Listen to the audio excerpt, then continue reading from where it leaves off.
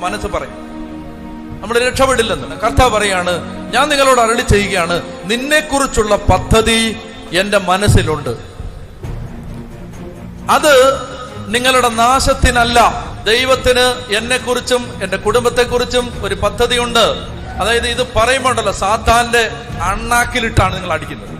അത് പറയുമ്പോ കാരണം എന്താ അറിയാം, അവൻ ഒരു 10,000 തവണ നിങ്ങളുടെ തലയ്ക്കകത്ത് ഇഞ്ചക്ട് ചെയ്തിട്ടുണ്ട്, നിങ്ങൾ രക്ഷപ്പെടില്ലെന്ന്.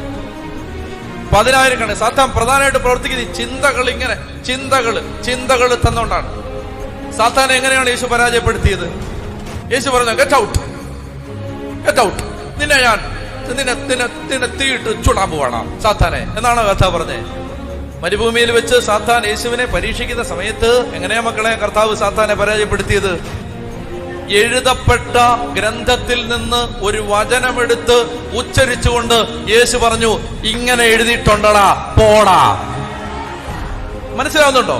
അപ്പോ ഈ ഒരു നെഗറ്റീവായ ചിന്ത മനസ്സിലേക്ക് വരുമ്പോ അതിനെ കൗണ്ടർ ചെയ്യേണ്ടത് എന്തുകൊണ്ടാണ്? പോസിറ്റീവ് ചിന്ത കൊണ്ടല്ല, വചനം കൊണ്ടാണ്.